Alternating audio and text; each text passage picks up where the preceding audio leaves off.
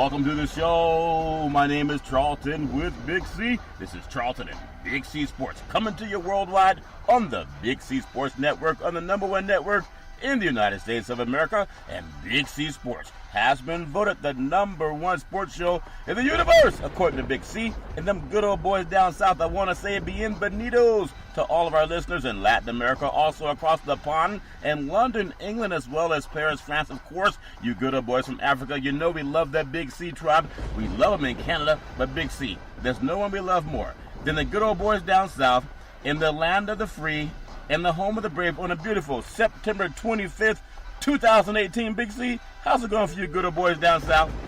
Charlton, got a little sleep acne working on me tonight. You know, after that game last night down there in Tampa, that back and forth battle that, saw over 670 yards put up on, Wow. by two quarterbacks and six touchdown passes, Charlton. Yeah. What an electrifying Monday night football game. Yeah, I tell you what, there's a lot of good things happening. My swaggalicious fits, sometimes you just kind of have receivers dropping balls and the weather and all that stuff, but it's all fair and love and war. It's good to see the Steelers get a win.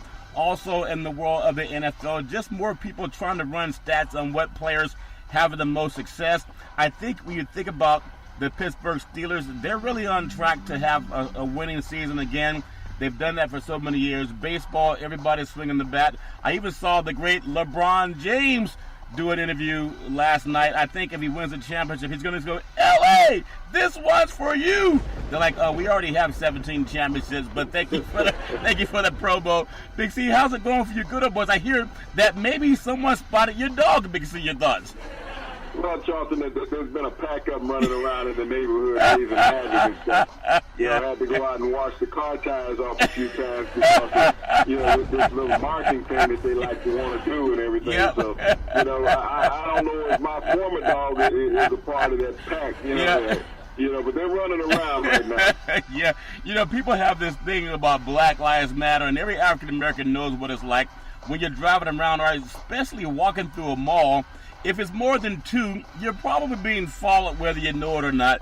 I even have women having the same stories. It's something that's not new. But for the dogs, it's kind of tough when the dogs can run around and they get dog profiled, Big C. So I just want to know, has your dog joined the gang, Big C? So won't fill along, Big C, your thoughts? Well, he was affiliated with my dwelling at one point, Charlton, but, we've had to cut ties because he's been gone so long. So if he commits any actions out there in public that are not condoned by the general population, I can't be held accountable for it. Yeah, that's so funny. I had to take down the missing dog signs and everything, so I feel he was on his own. Yeah, there's a cartoon. I love laughing. Football and basketball culminating with baseball. Even them good old boys playing hockey up north. And oh, Canada, it makes me laugh. There's a cartoon dog by the name of Marmaduke. Big dog in the funnies. All he does is eat and sleep. Your dog is not that way. Your dog is actually trained to go out and reconnaissance and rescue efforts. But again, I think he met Will Smith and went all Hollywood on you. He don't want to come back because he's bleached his hair like a lot of people in California. Big C, your thoughts? Well, Charlton, when you no longer have to sleep outside, you can sleep on that rug in the house. It changes your perspective on where you want to live. And so sometimes they'll change the house address and even area code just to have they changed the scenery. Yeah, what they say that dogs are more loyal than people. I think somebody got it wrong about that. But speaking of loyalty, all's fair in love and war. Week 4 of the NFL season. The first 4 quarterbacks drafted in last spring's draft will actually see this Sunday. The NFL, they make the quarterback their prodigal son. They want to have the quarterbacks look good. They want to have them play well, and they want to have them highest paid. Your thoughts on all 4 last drafted for last spring are going to be starting this Sunday, Big C, your thoughts? Well, Charlton, this is an interesting scenario to have all quarterbacks starting this early. As a matter of fact, all 5 of the first-round quarterbacks have seen action thus far in the NFL season. We know that Sam Darnold started the season for the Jets, got off to a blistering start. Everybody had hailed him as a potential Hall of Fame quarterback. Charlton can't miss project. And now he's become a project because the Jets have lost their last 2 games. Yeah. We saw Baker Mayfield come in and help pull out a victory for the Browns for the first time in 635 days Yeah. in a home game and an electrifying game against the New York Jets. Yeah. We saw Sam Rosen come in against the Bears over the weekend for the against the LA Rams for the Cardinals, Charlton, Yeah. and put a couple of touchdowns on the scoreboard for them. Yeah. So I mean, if you're Sam Darnold, you got to feel good, you got to feel bad. You lose your starting job, Charlton, but you're still going to make $20 million holding the clipboard this year. Well, that won't hurt anybody. I'll do that, Won't John. hurt anybody. But No. then you go to Minnesota, where you saw Josh Allen and Buffalo go in and beat up on your cousin there in Minnesota. He's not my cousin, You know, Big C. they put up all those points against Minnesota, had them down 27-0 Yep. at halftime, Charlton. Due to some defensive big plays that they had also. Yep. But, Allen didn't complete 50% of his passes in that game, but he came out with his first NFL win. Yeah. So it's going to be interesting. Come week 5, Charlton, you have 4 of these rookies starting, Charlton. Which one has the best chance of pulling out a victory this weekend? Well, that's always good. And I go back to something that you talked about earlier, even in the offseason. You were talking about Patrick Mahomes down there at Georgia Tech, not Georgia Tech, but Texas Tech in the great state of Texas, and how he had the better numbers than even Baker Mayfield at Oklahoma, who was chased out of Texas. You know how people in Texas, they chase you out. You can't just go into Texas and try to lay down stakes. See, they chased him out. He found his way up at Oklahoma. And even though Mahomes had the better numbers, think about what happened. Mahomes had the better numbers. He had the better numbers in college. Baker Mayfield leave. Baker Mayfield wins the Heisman Trophy. Mahomes has the better numbers. Mahomes now is the darling of the NFL. About a year later, for a lot of the good old boys that are extras, Big C, they've always been late riding him. But he was the guy with the better numbers. He didn't have the better team because Oklahoma's a better program than Texas Tech. But why now? Out of all the talk about who's great and who's going to win the Heisman, why have people realizing they missed the boat on this guy, Big C? Your thoughts? Well, Charlton, I thought it was Mitch Trubisky. Wasn't he the first quarterback taken in that draft? That's what I hear. Great upside, all the tools, all the intangibles, great release. Yeah. Gets the ball out, nice spiral and everything. Yeah. We should call Todd McShay and Mel Kiper to ask them to be on the show. Yeah. The phone's probably off the hook right now. But, yeah. with all the accolades that they gave Trubisky on 14 college starts and not a lot of productivity. Yeah. But Mahomes, Charlton, I mean, we're going to constantly see story after story about Mahomes on all the other networks. All of these guys are going to be experts now about Mahomes, that they all saw what everybody else saw, Andy Reid, and what we saw on our program with this young man out of Texas Tech. Yeah. He's 3-0 in the NFL, Charlton. He's set a record in the first 3 games of the season with 13 touchdown passes and completing 70% of his passes. Charlton hasn't thrown an interception. That's the big number right there. He has not thrown an interception early in his NFL career. So this is the thing that people look at. Yeah. Everybody talks about quarterbacks with big arms and accuracy and getting the ball out on time, Charlton. He delivers the ball like a baseball pitcher. He can deliver it from any angle. Yeah. He gets it there in a hurry. His receivers, Charlton, when you look at the record that he has with Tyreek Hill, you got the tight end Kelsey, you got Hunt in the backfield. Yeah. You got a great receiving corps there in Kansas City. A lot of tools that Andy Reid has surrounded this young man with, Charlton. And what he does that other NFL teams don't do, and this is what coaches need to look at when you draft quarterbacks out of college. Find what they do in college. Yeah. Incorporate some of that into the offense that you're running in the NFL. If you think that all these quarterbacks can just walk right in and adapt to what you're running on an NFL scale, Charlton, you're wrong. Yeah. But because they spent 3-4 years running these systems in college, Charlton, that's what they're akin to. Yeah. So if you're spending the money and that first-round draft pick, saying that this guy is your franchise quarterback, Charlton, then you need to go and adjust your system to what he does well also. When you look at Kansas City, Charlton, they'll run a lot of 5 outs, a lot of 5 wide receivers. They'll take Hunt and put him in the slot. Yeah. But they always have 4 receivers in the formation.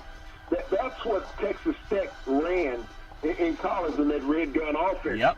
And that offense was established by Mike Leach, who is now at Washington State, prior to leaving Texas Tech. And Cliff Kingsbury was one of his quarterbacks in that system. Yeah. So Andy Reid knew what this young man did in college, Charlton. So he incorporated half of the offense that they have in Kansas City to be akin to what Mahomes ran at Texas Tech. So he would not be in mystery land. And so when they talk about the learning curve of these young quarterbacks in the NFL, Charlton, because they take away everything that they did in college. They change up all of the signal formats and everything that they have to recognize. If you could pass for 5,800 yards in college, you can easily pass for 4,500 yards in the NFL. I agree. Very much so. To adjust the offense to what that quarterback does well, Dalton. Yeah, I agree with that. You know how we say that this segment is sponsored by your Northern California Cadillac dealers, home of the all-new Cadillac Escalade, the standard of the world. When you go by and test drive yours, tell them Charlton and Big C sent you.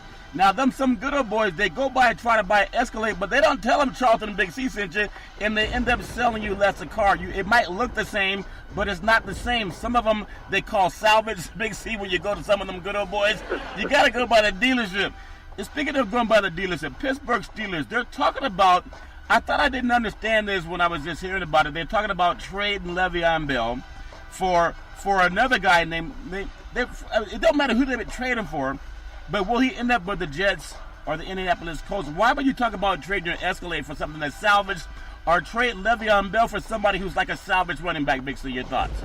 Well, Charlton, he's a guy that right now is disgruntled as far as what the organization has done with him for the past couple of years. They've told him that they're not going to sign him next year. They told him this is a one-and-done deal. We're going to give you $14 million, which is, chump change to you and a few of your friends. We're going to get this year out of you, and we're going to be done with you. So you're going to have to shop yourself anyway. And people are saying, well, he's not committed to the team. He's being selfish. Well, everybody, Charlton, in professional football, any professional sport is selfish. I don't care what anybody says. There's not a professional athlete on this planet that's not selfish. I think every time somebody negotiates a contract, Charlton, they negotiate for themselves. They don't negotiate for the team. So that's negotiating for the individual. When you see somebody gets a bonus, they don't go pass it out for the team. That's that individual that receives this bonus, Charlton. They don't pass it around. When they draft a player in a round, they draft that individual in that round. They pay that player accordingly. So when they say that Le'Veon Bell's being selfish and he's not being a team player, he's thinking about himself, yes. Just like each and every individual has thought about themselves. When we saw these quarterbacks get these exorbitant contracts during the offseason, were they being selfish? Or did they say, well, let me give 50% of it to my teammate?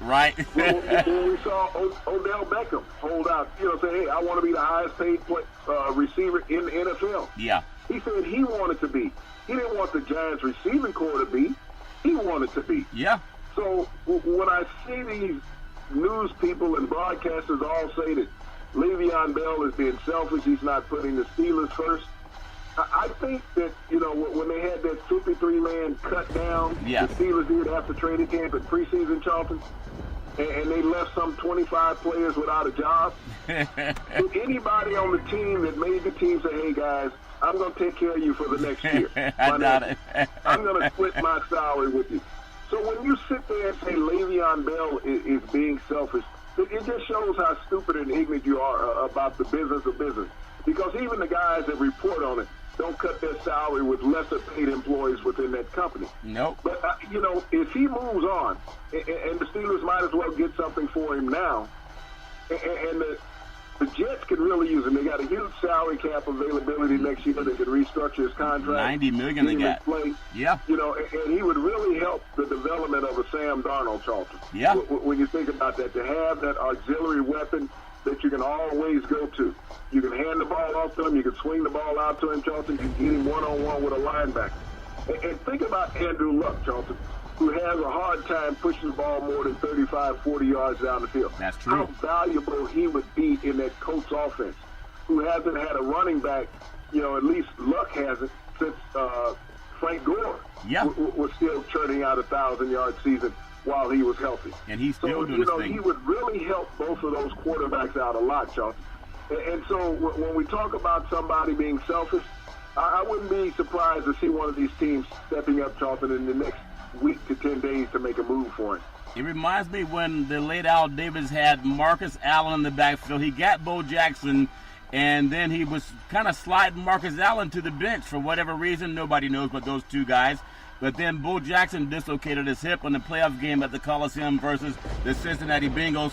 And at that time, the Raiders had, think about it, they had two Hall of Fame running backs in the backfield, Marcus Allen, Bo Jackson. But Bo had a little bit more moonshine in his giddy-up, but his giddy-up a little bit stronger than Marcus Allen's giddy-up was, Big C. But they were both dynamic players, and Marcus found greener pastures in Kansas City. Le'Veon Bell might be in the same position. I think he's the second best running back the Steelers have ever had outside of Franco Harris. It's like finding vibranium. If you don't know what you got, you might give it away for a couple of pounds of gold, but it's priceless if you only knew what you had, Big C. I think he's priceless, but they got a win last night, which maybe let them off the hook for at least one game. The Buccaneers. Well, Charlton, yeah. You got to look at that win with smoke mirrors, okay? Yeah. James Conner, who got all the accolades in the world, the first game of the season against the Cleveland Browns, Yeah. had 130 yards rushing. Last night, Charlton, he carried the ball 17 times for a meager 37 yards. Yeah. And 27 of those yards, Charlton, came on one run. Wow. Okay? Yeah. So now do the math. You go from 130 in game one, you're down to 37 in game three. Yeah. And 27 of it came on one carry, and you had 17 carries. So you had 16 carries. I got to do the math on that. Yeah. Because I'm old, I'm slow, and got CT, and I'm not as smart as I used to. Just Google it. That comes out to about 0.6 yards a carry, somewhere around there. I'll take it. Okay? Yep. So, when you say that you got an answer for Le'Veon Bell and he's not all that, think about what you're replacing him with. Yeah. Is he all that? Yeah, that's what we told you. When you take that Escalade drive, don't ask for the one that's salvaged. I know it's cheaper. I know you get it cheaper, John Gruden. And I hope that people recognize the value. If they were quarterbacks, they would try to give them all the money they could. But last night, Swaggy Fitzpatrick down to the city of Tampa, looking like Don Johnson from back in the days of Miami Vice. And they lost that game to the Steelers 30-27. But when you just think about that, and there's been some talk coming, should Jameis Winston start? The answer is no.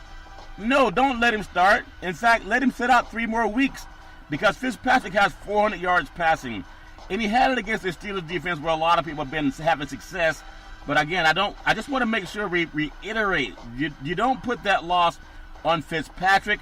I think any guy that can throw for 300 yards in the game, you got to keep him starting. This good old boy threw for 400. There should not be any talk of bringing him out. Big C, your thoughts?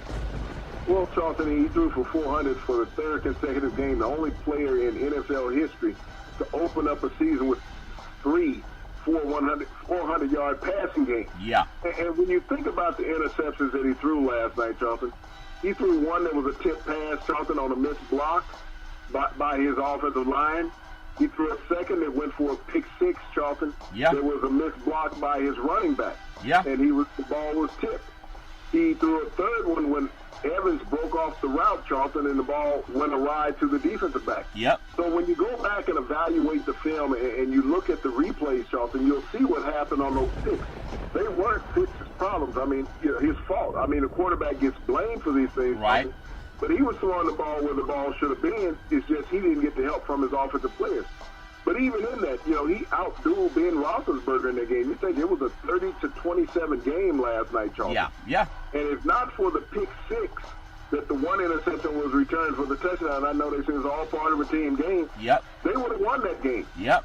But if he had got the help from his offensive players, Charlton, those picks would not have been inevitable in that game last night. So I think you ride the horse is hot right now when you look around the NFL, Charlton. Yeah.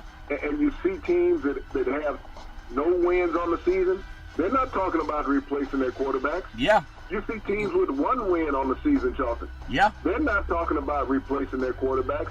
I understand Jameis Winston was the overall #1 pick in the draft. Yeah. But you do things that are detrimental to yourself in life and in sports, Charlton. Yeah. And it's a tough lesson to learn. And you don't learn it as long as everybody will say, hey, we'll give you a pass again, and no pun intended about a quarterback. Yeah. But, when you sit and start wondering. Yes. Now, you also got to evaluate this situation, Charlton.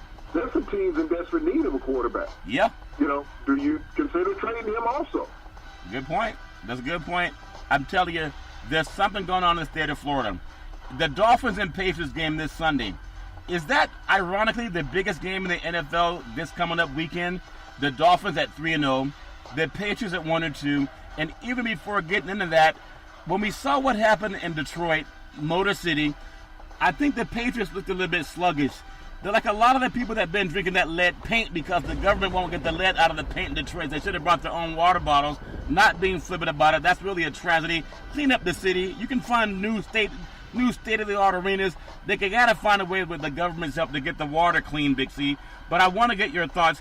Go back to what happened in Detroit with the Patriots. Brady's not washed up. You got to give them to maybe 4, maybe 5 before they start getting in stride. They have a lot of injured players. Tom looked horrible, though. He looked really bad, Big C. But your thoughts on the Patriots? If they go down 1-3, then maybe you can say they're in jeopardy of not winning at least their division for the first time in a long time. Your thoughts? Well, Charlton, when you look at the AFC overall, and they're competitive in their division when you think about the 4 teams. The Dolphins have gotten off to a miraculous start. But make no doubt about the Dolphins. Ryan Tannehill, under Adam Gates, the head coach, is 10 for his last 11. He's won 10 of his last 11 starts under Adam Gates. We just didn't see him last year because of the knee injury. Yep. He's gotten off to a bustling start this year, Charlton. So, that you have to think about Ryan Tannehill was a number 1 draft pick of the Dolphins 6 years ago. Yeah. So this is what they've always expected of him when they drafted him number 1. They just didn't have a quarterback coach to work with him, Charlton, and now Gates is bringing out the best innings. Yeah. When we look at the Patriots, Charlton, as far as what they have lacked this year, Julian Edelman's not there. They lost players from that Super Bowl team, Charlton. They went into this game with only 3 receivers. And so they also went into this game playing against their former defensive coordinator. Yep. Who knew everything that they did offensively, Charlton. He'd been in New England for the last 6 years as the defensive coordinator. Yeah. So there was nothing that they were going to call offensively that Matt Patricia didn't recognize. And then having an undermanned offense, Charlton, it made it real easy for him. He knew what all the blitzes to run against Tom Brady. He knew what Tom Brady's check down were. Yeah. The system hadn't changed. They ran up on Matt Patricia. Will they be the same team this week in Miami, Charlton? Most likely not. They'll probably activate Josh Gordon. Will he make a difference in the game? There's a possibility that he can, Charlton. Well, but the New England Patriots have gotten off to this type of start over the last decade on 6 different occasions. Oh, yeah. So you don't go into a panic mode, Charlton. When you got a team of veterans that know how to play the game, you got a coach that's all knowledgeable about everybody out there, Charlton. Yep. You find ways to pull out victories, Charlton. Well, I thought it was funny. Belichick was asked by one of the reporters after they had lost to Detroit, and he said, I don't think anyone clinched the playoffs. Okay, the way he said it like this, I don't think anyone clinched the playoffs. he doesn't have much of a personality, but he does have a lot of Super Bowl championships, Big C. I think that trumps having personality. You talked about some teams may look lower quarterback. Garoppolo in San Francisco. That, again, I just like the fact. So a lot of people were pumping Garoppolo, saying he's the 49ers' next Joe Montana, maybe Steve Young, Colin Kaepernick. But they were trying to crown him. They were trying to canonize him as the next great 49er quarterback. He was outperformed by Patrick Mahomes. Patrick Mahomes didn't get the same type of push from the media, but Mahomes outperformed him on the field, and he had one of his worst games, Big C. What does that mean? One guy's getting $137 million, and he's out for the season, and we wish everybody well, but football's a tough game.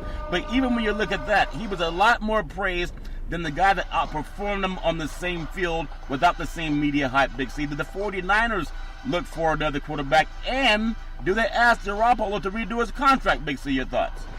Well, Charlton, they're going to go out and look for quarterbacks. They brought in a few quarterbacks today. They brought in Tom Savage, a reject from Houston. T.J. Yates, another reject from Houston. They brought in Matt Moore, who was Cam Newton's backup for half a decade there in Carolina, Charlton.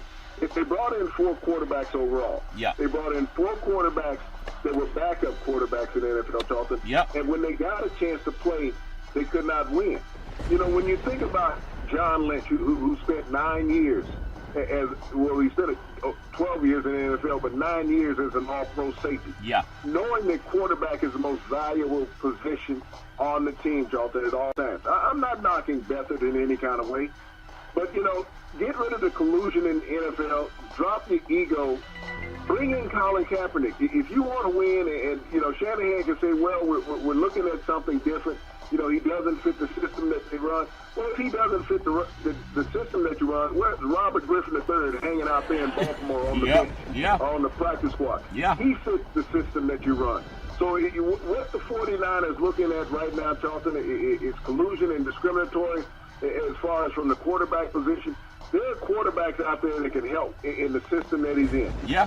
The four guys that they're bringing in, Charlton, do not fit Shanahan's system. Yeah. T.J. Yates, in no kind of way does he do that. But when I look at C.J. Beathard, the guy who will be starting, Charlton, who won one game for him last year, he's not the answer in that 49 offense because they lack talent. Yep. They lack talent across the board. There are two answers for that system, Charlton. You make a trade with Baltimore, bring in Robert Griffin III, or you bring in Colin Kaepernick. Both of those guys, Charlton, can give you immediate help within the next couple of weeks in that offense that you're going to be running there in San Francisco. The shame in that statement, Big C, is sometimes mainstream, but where the lose with a white guy that's been habitual backup. Then bringing a guy that took them to the Super Bowl. They'll say, well, we don't know if he wants to play. We don't know if he can play. All they know is they won't give the man a chance because they stand on the side of, who doesn't want liberty and justice for everybody? And when the man took a stand for a lot of people, that offended mainstream. So now they don't even want to reach out to the guy that took them to their last Super Bowl. They'd rather get a rehash. It's like you got that Escalade, you want to trade it in. You don't trade it in for a salvage pickup. You trade it in for a newer one, or at least one that's been there. If winning has any type of merit, wouldn't you want to have somebody who won, somebody who's been in NFC championship games, someone who knows what it's like to have pressure and perform, someone who still holds the record for the most yards passed for and rushed in an NFC playoff game? His name's Colin Kaepernick. I mean, some things are just blatant. There's some organizations, because they want to toe that company line of the anti-Rooney rule, they'd rather have a Caucasian guy who's been a habitual backup than an African-American who took you to the Super Bowl. Big C, the NFL, it has to get real. Does that make any sense? Well, Charlton, when you look at Garoppolo, and people say, well, Colin Kaepernick is just a running quarterback. How did Garoppolo get hurt? Okay. I got to Google it, Big C. Hold on. He was running the quarterback too, Big C. Okay. He was trying to be a running quarterback. Yep. How many 300-yard passing games does Garoppolo have this season, Charlton? I don't know if he has any at all, Big C. Okay, he had no 300-yard passing games this year. So when you say, what's the difference between he and Colin Kaepernick? One's black, one's white. Colin Kaepernick's last year as a starting quarterback in the NFL, Charlton, he had 18 touchdowns and 4 interceptions. Yep. That's what he had. Yeah. Look at Garoppolo's stats since he's been the quarterback of the San Francisco 49ers. Yeah. He's even on touchdowns and interceptions. Yeah. So when you talk about productivity from that position, Charlton, Colin Kaepernick outperformed him. Yeah. If you count the same amount of games that they both played with the 49ers, the last 11 games that Colin Kaepernick played with the 49ers, and Garoppolo played, 8? Yep. Look at where they are statistically. I mean, it's even, Charlton, and ahead on one category. Yeah. But, here it is as an organization. You got a quarterback now, Charlton, that's going to be down for a year.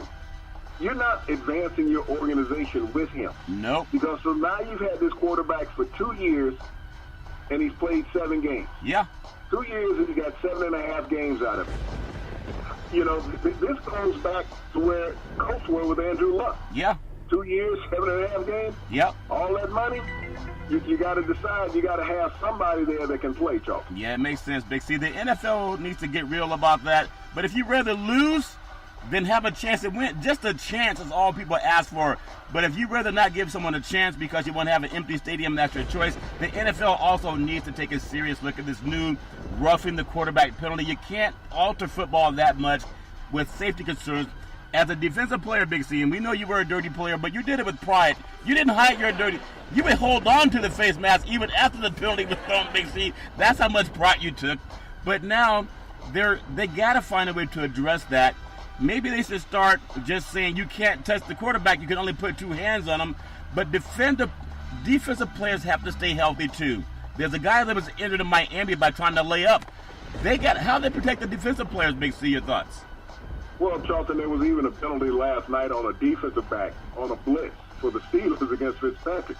Now, Fitzpatrick was even bigger than the defensive back. Yeah. So when you're talking about putting your full weight, I mean, if they'd have flipped, would they have called the penalty on the defense on Fitzpatrick for landing on the defensive back, Charlton? This is one of the most atrocious rules that the NFL has ever implemented. And I understand it's been on the books since back in the 90s. Yeah. And never really followed through with. But when you look at it in its totality, Charlton, you've been taught from day one to rush the quarterback when you're a defensive player. Yeah. To put ultimate pressure on them, Charlton. To hit them, to drive them through the ground. That's what you've grown up doing. High school, college, Charlton.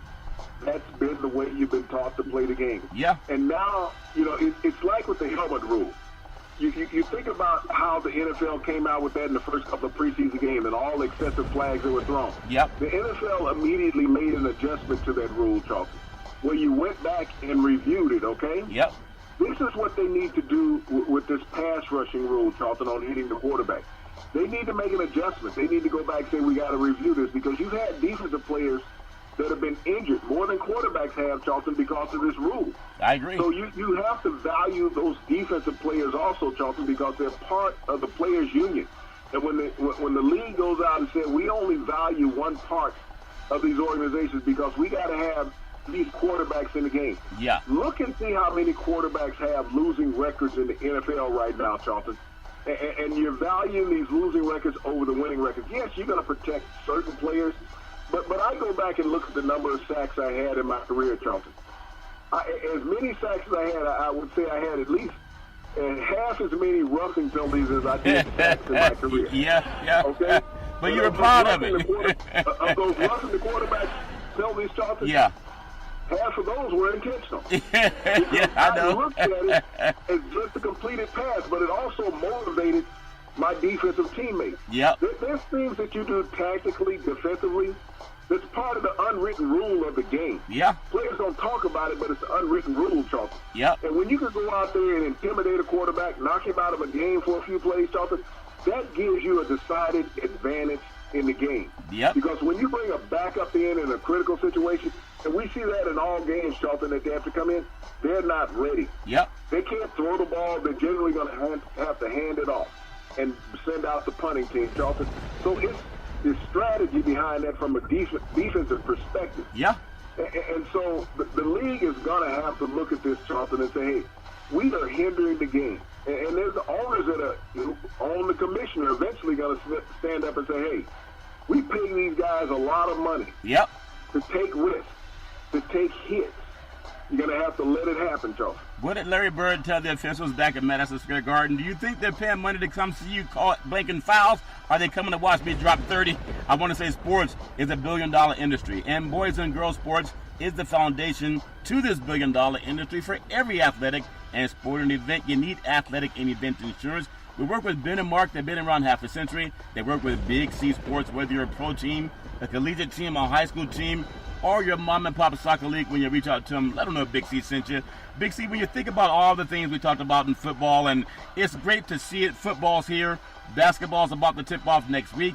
Baseball's swinging for the hunt for Red October. Coming up on week 4, who was Big C's top 10 power rankings in the NFL? Everybody has their own opinion. Big C, who's your top 10? Your thoughts?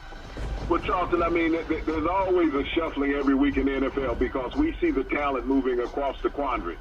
You know, I like the Rams still. I had the Rams last week, and I still have the Rams number 1 on my big board. Yep. But jumping up to number 2, Charlton, I got Patrick Mahomes and the Kansas City Chiefs. With this lightning offense that they have, Charlton, spinning the football all over the field and outscoring everybody, they're moving. And in third place, Charlton, I got the Miami Dolphins. They're undefeated. Wow. Going into week 4 of the NFL season. Talk about a jump up the board, Charlton. But they have proved that they can play with the big boys with consistency. Yeah. I like at number 4, Charlton, I like the Carolina Panthers. They rose up and knocked off the Cincinnati Bengals last week, Charlton, that had been undefeated.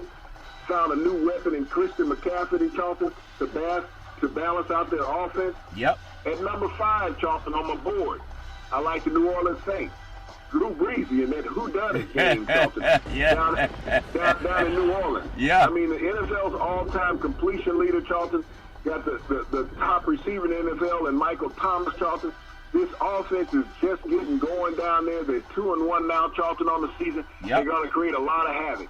Coming off a loss, Charlton, I like the Cincinnati Bengals still. That was a close-fought game against Carolina that they had. Yep. But the Bengals have proven that they're consistent. They were out with Joe Mixon last week, Charlton. He should be back soon to get that running game untracked.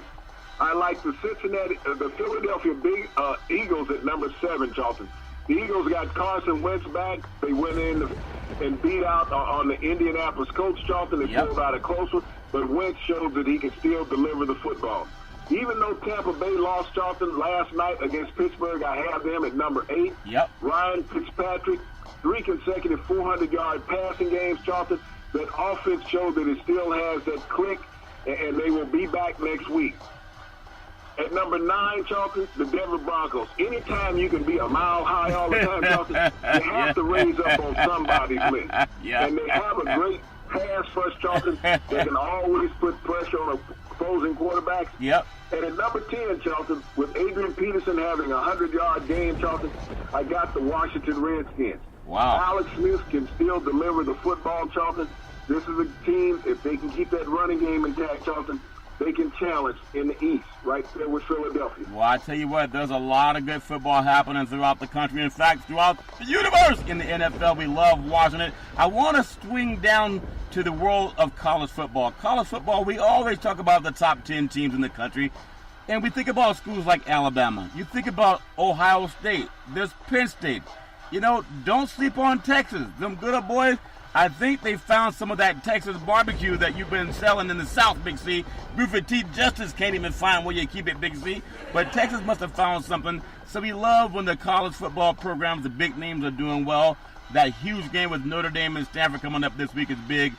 But let's talk about some of the bottom 5 teams. When you think about Nebraska, they're 0-3. That's Tom Osborne country. Them Cornhuskers, always competing for Big 8 championships back in the day. They should have stayed in the Big 8, become part of the Big 12. I mean, they're just not having the same amount of success in the Big 10. But why has Nebraska fallen off on hard times, Big C? Your thoughts? Well, Charlton, the playing in that Big 10 conference, Charlton, not having the talent to compete in that conference. When you think about the elite teams in that conference, you always go to Ohio State right off the back. You got Penn State.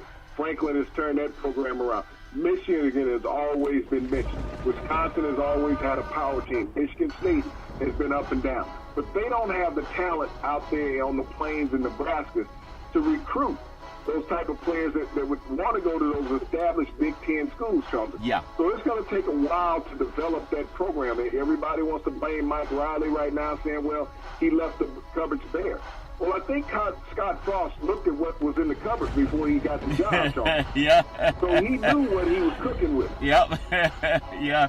I tell you what, Nebraska's one thing. UCLA, fight. Bruin territory, playing in the Rose Bowl, the number 2 media market in the country in Los Angeles. The Bruins, this is not comfortable for them. They got rid of Norr.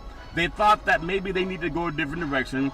And they bring in Chip Kelly. Now, Chip Kelly had a lot of success and made a lot of money from the success he had at Oregon. Didn't have the same success in the NFL with Philadelphia or with the 49ers. No championships, Big C. But now he's at UCLA. They seem to be a lot lenient on him, but LA is a media town that could chew you up and spit you out. Why are they so lenient on him in Bruin land, Big C? Your thoughts? Well, you know, that same thing we talked about with Frost, Charlton, but when you look at Los Angeles, you're right in one of the hotbeds of recruiting in the United States. There's talent up and down the state of California and the entire West Coast. But it comes down to what we talked about with Patrick Mahomes at the beginning of the show, Charlton, to utilize remnants of a system that a quarterback is accustomed to. Yeah. Chip Kelly brought in a quarterback that came from Michigan, that left Michigan, 3 yards in a cloud of dust, couldn't play for Jim Harbaugh. No. And going to bring him out there in that hybrid offense that Chip Kelly likes to run. Yep. Jordan Spieth, he could not, run 3 yards.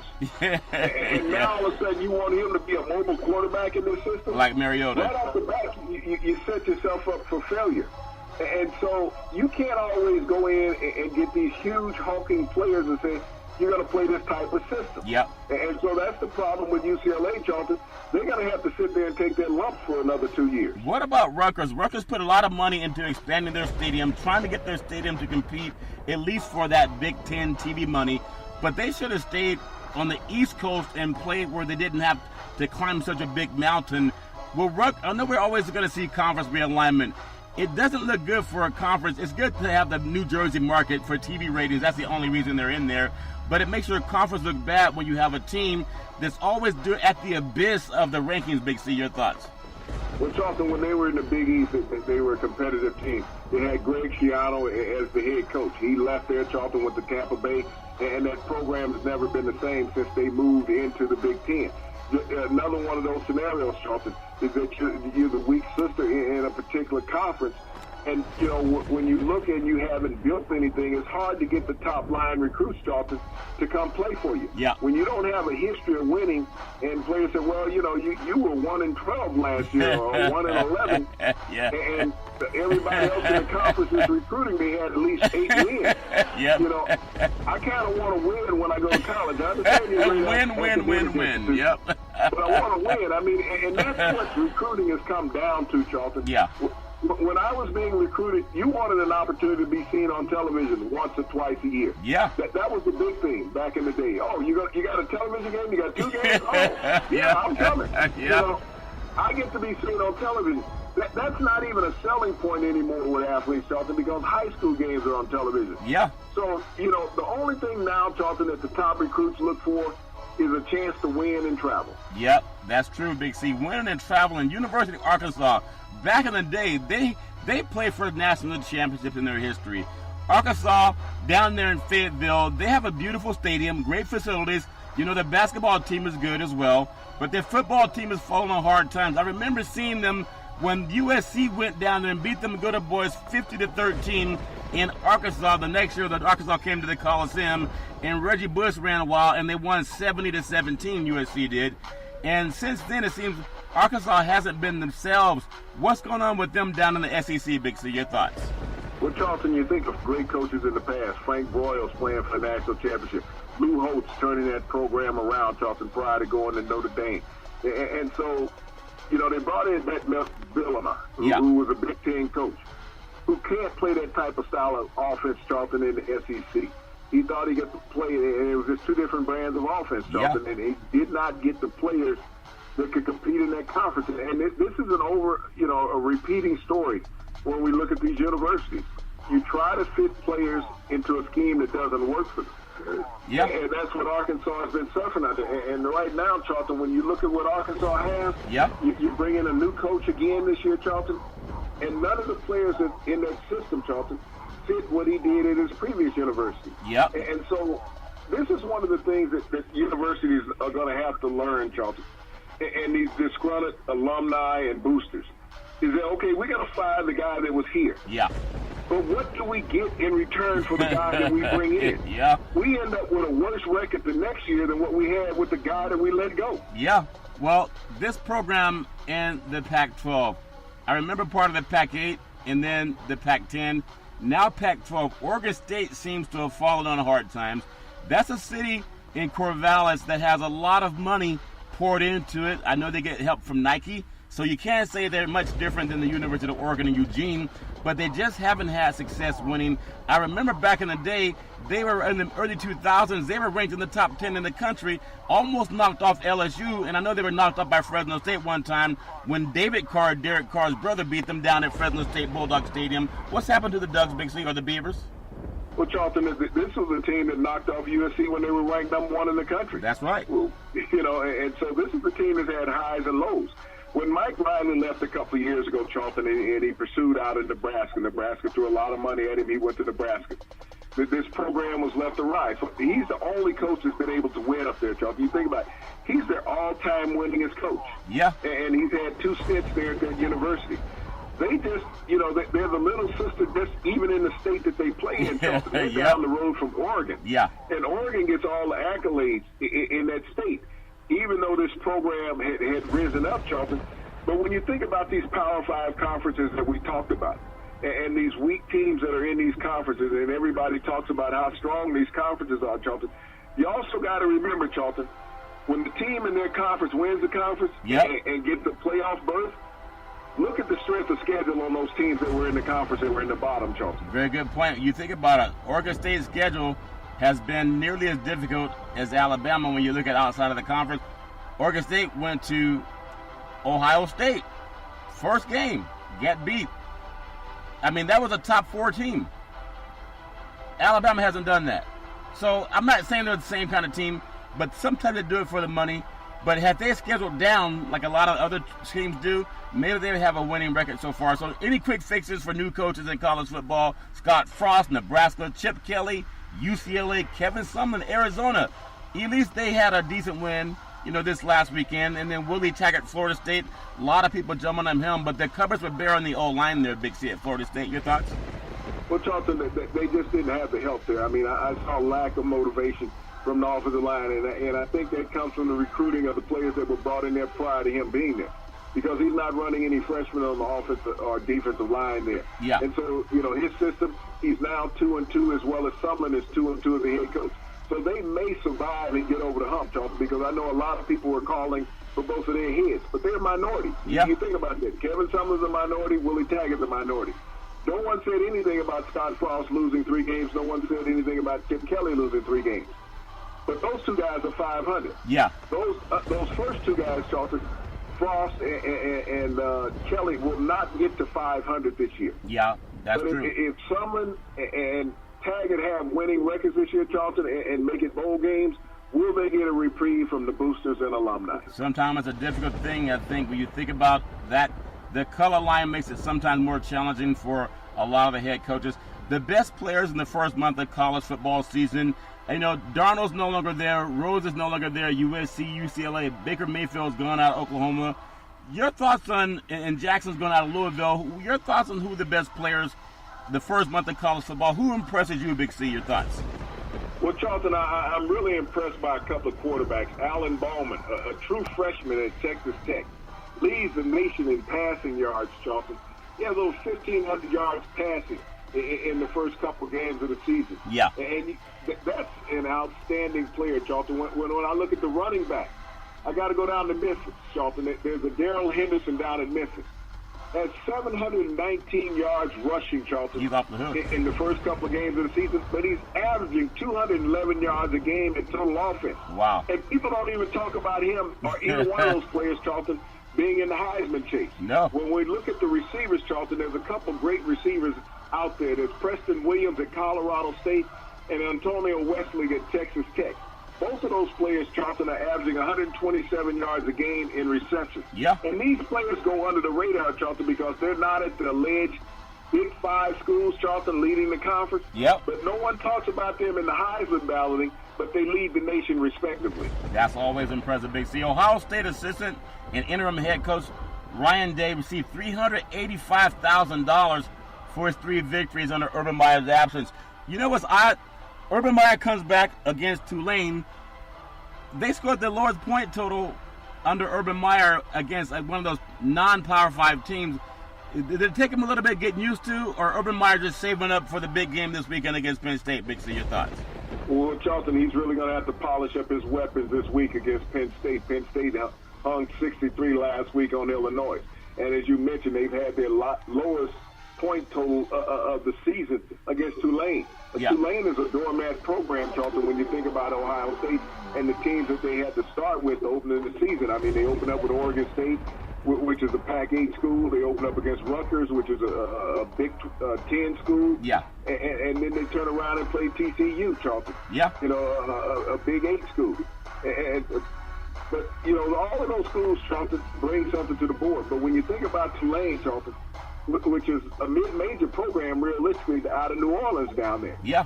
Really doesn't have the talent that those other programs had, and they had their least productive offensive day against that program, Charlton, with Urban Meyer coming back. Very much true, Big C. So when you think about college football, we talk about the big teams all the time. There's some huge games going on this weekend, especially that Notre Dame and that Stanford game. Used to be Notre Dame USC. That made everybody, that was must-see TV. It's becoming more Notre Dame and Stanford, perhaps, or at least maybe not the same historically, but at least in the past couple of seasons. Top 25 matchups college football this week. In the number 12, West Virginia, it was Texas Tech. Think about that. I want to get your thoughts because that Big 12 conference has a lot of quarterbacks that can pass the ball. Just give me your thoughts about that matchup, Texas Tech, and then West Virginia, Big C. Well, Charlton, this would be the best matchup of quarterbacks that we've seen thus far this season in college football head-to-head. We're talking about Will Greer, who is averaging 4 touchdown passes a game for West Virginia and is in serious Heisman consideration. But I just mentioned Alec Baldwin, the true freshman at Texas Tech, who's leading the nation in passing yards, Charlton. Not only that, he has a game, Charlton, this year where he's passed for 605 yards. Wow. So you're talking about lighting it up, Charlton. This is a game where you're going to need oxygen mask and a quarter horse to keep up if you're a referee. Yeah, that's very true. When you think about it, the top 25 matchups this weekend, number 12, West Virginia, you talked about them in Texas Tech, Ohio State, Penn State. That stadium in Happy Valley is such a beautiful stadium. The end zones are actually taller than the sidelines, but it's an amazing place, over 100,000. What a rocking house this weekend, Big C. Your thoughts? 105,000 people in a whiteout in Happy Valley, Charlton, and we won't have any snow. Think about that. Yeah. This will be the whitest place in Pennsylvania without snow this weekend. Yeah. But, you talk about a great backdrop for college football. That's what you're going to get. 2 outstanding coaches in Franklin and Meyer, Charlton. This is a battle, realistically, for the Big Ten title. Yeah. The loser of this game, Charlton, will be eliminated from the Bowl Championship Series. Yeah. So this is a very critical game early in the season in the conference, Charlton, of the 2 top teams in the conference. Notre Dame and Stanford, touchdown Jesus. And I'm telling you, they're going to need the prayers because Stanford got lucky last week. And sometimes you got to be lucky, but they got lucky at Austin. Austin's a louder stadium up in Oregon than Notre Dame has. They said Notre Dame holds more, but the crowd noise, the way that stadium is built up in Oregon, is a little bit louder. Stanford going into Notre Dame, that is a game that has national playoff implications. Big C, your thoughts? Well, Notre Dame put in a new quarterback last week, Charlton. Ian Book. To throw the ball more. But you also got to realize where Stanford just came from. Yeah. One of the top throwing quarterbacks in the country, in Herbert in Oregon. Yeah. And they held him in check in the second half, although with some bad play calling by the head coach, Cristobal.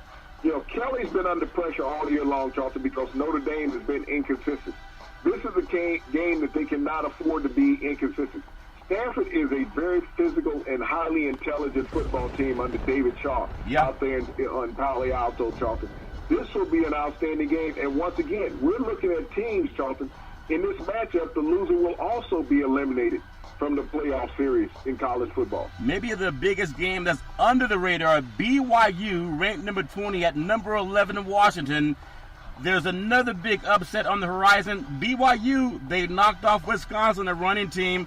I think Washington has the talent to get them. But they struggled at home against Arizona State. They struggled on the road at Utah. They should have beaten Auburn, but did not. I got to tell you, if there's an upset waiting to happen, I don't know if it's going to happen, but BYU has the run game to make it happen, Big C. I still think Washington has the edge. Your thoughts? And that's been Washington's Achilles heel, Charlton, defending the run. That's how they got defeated by Auburn. They could not stop the run. Auburn dominated them on the ground. This is what BYU does, Charlton. They have this huge hulking offensive line, and they don't mind getting physical with you. Yep. We have not seen the quarterback play out of Browning at Washington this year, Charlton, that we saw 2 years ago. He's taken a step back in his performance.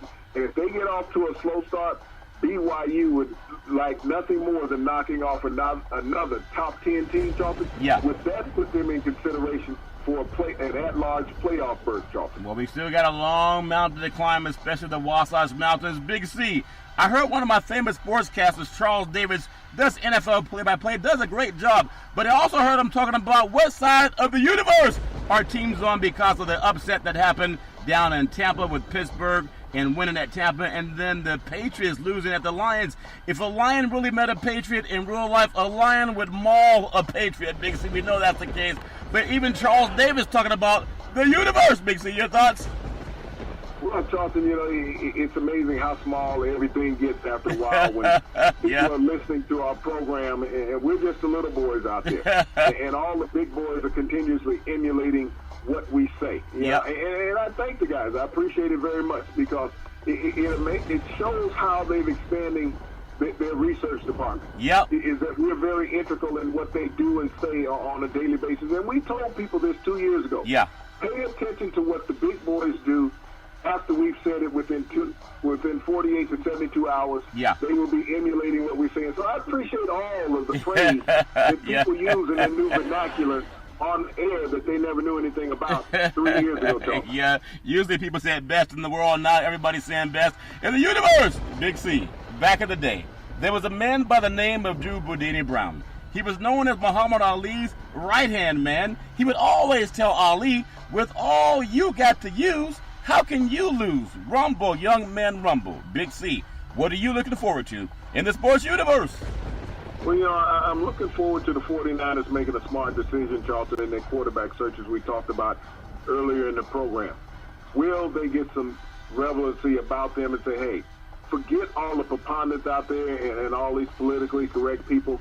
We're here to win football games. Yeah. That's what this business is all about, being relevant. You know that the Rams are who they are in your division, and the quarterbacks that you have on your roster and the ones that you brought in does not give you a chance to compete against the Rams or even stay in front of the Seahawks. Or Go even, out there and get a guy that you need that can help you win. Yeah, and if you can't do that, at least get enough people to help find Big C's dog.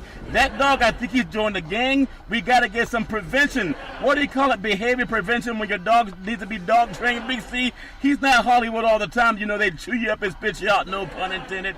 Speaking of chewing you up and spitting you out, we will not spit you out every Monday through Friday at 5 and 6 p.m. worldwide. Follow Big C Sports on the Big C Sports Network, on the #1 network in the United States of America. And Big C Sports has been voted the #1 sports show in the universe, according to Big C. And them good old boys down south, as we always tell you, there's never, ever any excuse for domestic violence. If you know any man or woman going through that garbage, please call 911, because no man or woman should ever have to go through that garbage all on their own. And as we always tell you on every Big C Sports show, we thank you, we appreciate you, and we hope that you have a super fantastic day.